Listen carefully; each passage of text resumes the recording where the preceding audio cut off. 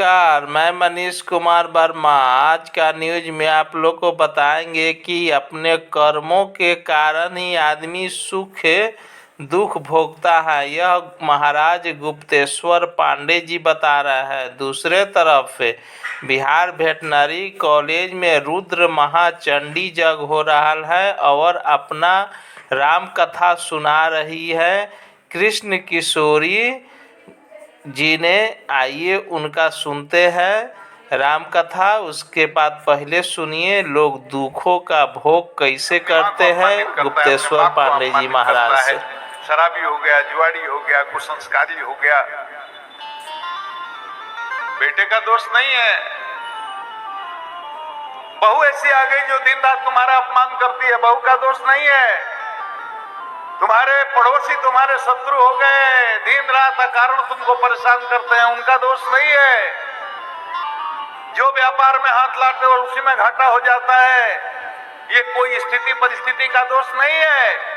सनातन सिद्धांत कहता है ये जो हमारे जीवन में ऐश्वर्य है, वैभव है, सुख है, दुख है, जो भी प्राप्त हुआ है अपने कर्मों का ही फल है। चाहे इस जन्म में वो कर्म किए गए हों या पूर्व जन्म में किए गए हों, किसी जन्म में किए गए हों, अपने कर्मों के कारण ही इस जन्म में हम सुख और दुख के भोगता हैं। लेकिन वही मुद्रा का आज जब आवश्यकता पड़ी तो माता श्री किशोरी जी ने निकाल करके और प्रभु के हाथ में थमा दी। आप ये केवट को उतराई में दे दीजिए। पत्नी वह है जो पति को पतन के रास्ते पर जाने से रोके, हर समय पति के साथ में खड़ी रहे, और पति वह है कि पत्नी को पतन के रास्ते पर जाने से रोके। एक दूसरे के पूरक हैं, एक दूसरे का हर सुख दुख में साथ देने वाले हैं।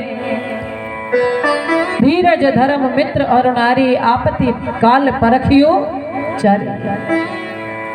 सुख में तो कोई भी साथ दे देगा, लेकिन जो दुख में भी साथ दे। आज जानकी जी बताना चाहती हैं वनवास राम जी को दिया, लेकिन श्री जानकी जी अयोध्या में नहीं रही। अगर मेरे स्वामी जंगल में रहेंगे तो मैं सुख में यहाँ अयोध्या में कैसे रह सकती हूँ। कैसा सुंदर संदेश उन्होंने दिया। अगर स्वामी वहाँ कष्टों में रहेंगे तो मैं भी वहाँ दुख में रह सकती हूँ। मैं यहाँ अयोध्या में नहीं रहूंगी, स्वामी के साथ ही जाऊंगी। देखो पतिदेव जो होते हैं, स्वामी जो होते हैं, घर का मुखिया जो होता है, वो तो पूरा दिन बेचारा कमाई करके शाम को लक्ष्मी इकट्ठी करके पैसा जो भी लाता है अपना काम धंधा करके महीने में या 10 दिन में, 15 दिन में, 20 दिन में, तो घर में ही ला के रखता है या मानो अपनी घर की लक्ष्मी पत्नी को दे देता है।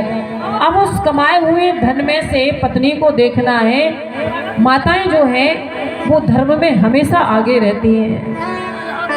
माताएं धर्म में हमेशा आगे रहती है। पति का काम है कमाना, घर में ले आना, संपत्ति इकट्ठी करना, लेकिन माताएं क्या करती हैं उस कमाए हुए धन में से, देखो भजन कीर्तन करे, कथा सुने, इस सब के लिए। अब यहाँ तो रात में कथा हो रही है तो आप सब अपने काम से फ्री होकर रात को आ जाते हैं। बड़े बड़े शहरों में आप जाके देखें तो ज़्यादा माताएं ही आपको धर्म के कार्यों में मिलेंगी या कथा इत्यादि में मिलेंगी। पुरुषों की संख्या कम होती है। क्यों? क्योंकि वो अपने काम धंधे पर गए होते हैं। लेकिन माताएं जो हैं कमाए हुए धन में से 10वां अंश धन का, कमाए हुए धन का धन में व्यय करके, खर्च करके उस कमाए हुए धन को क्या कर लेती है, पवित्र कर लेती है। और फिर उस पवित्र धन का उपभोग जब परिवार के सदस्य करते हैं तो माताएं खुद भी परम धाम की गामी होती हैं और साथ में अपने पति को भी परम धाम लेकर के जाती हैं। तो पत्नी का किया हुआ धर्म पति के भी काम आता है, बच्चों के भी काम आता है। तो आज मैया केवल सुख में ही साथ नहीं देना चाहिए बल्कि दुख में भी साथ दें। इसलिए साथ देने के लिए जंगल में आई और जैसे ही अति आनंद उमग अनुरागा चरण सरोज पखारन लागा, केवट को चरण पखारते हुए मैया ने देखा श्री जानकी जी ने, तो उसके भाव को देख करके प्रसन्न होकर के उन्होंने आज अपनी मुद्रिका प्रभु को दे दी और कहा प्रभु ये परम भक्त है आपका, आप इसको ये मुद्रिका समर्पित कर दो। जब गंगा के पार उतरे प्रभु, तो भगवान ने कहा केवट अगर तुम्हें और कुछ चाहिए तो मांग लो। केवट ने कहा मुझे और कुछ नहीं चाहिए प्रभु।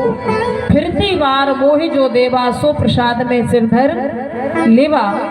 आप लौटते समय जो मुझे देंगे मैं बड़े हर्ष पूर्वक लूंगा। अभी आप वन में जा रहे हैं। तो प्रभु मुस्कुराने लगे लक्ष्मण जी को, जानकी जी को देख करके, कितना चालाक भक्त है, कितना होशियार है। इसने एक बार चरण धो लिए, दर्शन कर लिया और दोबारा का भी पक्का कर लिया कि अगर आपको देना होगा तो आप लौट के आओगे यहाँ से और मुझे एक बार फिर से आपका दर्शन मिलेगा। आगे की यात्रा भगवान ने की। भगवान प्रयागराज गए और प्रयागराज में जाकर के भगवान ने दर्शन किया। सुंदर त्रिवेणी का उसमें स्नान किया और स्नान इत्यादि करके भगवान आगे बढ़े। तो आगे जब चले तो नगर ग्रामों में सब जगह शोर मचा हुआ था कि आज करुणा निधान भगवान अयोध्याधिपति महाराज चक्रवर्ती सम्राट श्री अवधेश जी के दोनों राजकुमार अपनी बधू के साथ में और वन की यात्रा पर आ रहे हैं। उनको 14 वर्ष का वनवास हो गया।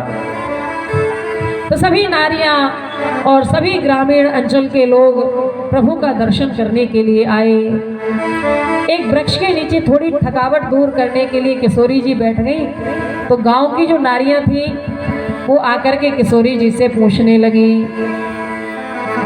कोटि मनोज लजा बनिहारी, कोटि मनोज लजा बनिहारी, सुमुखी काओ को आहे तुम्हारे, सोने कहो ओ आए तुम्हारे, सुमुखी काओ को आहे तुम्हारे, सुमुख कहो ओ आए तुम्हारे, सहज सुभाए सुभगे तनु गोरे, सहेज सुभाग सज गोरे, नाम लखने लघुदेव रे मोरे,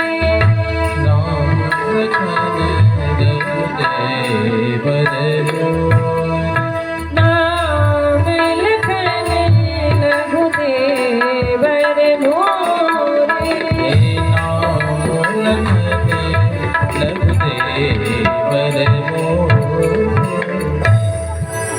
जैसे ही ग्रामीण अंचल बढ़ाने के लिए MSJP न्यूज एक बार अवश्य देखें, अपना राय कमेंट बॉक्स पर अवश्य भेजें। जय हिंद, भारत माता की जय।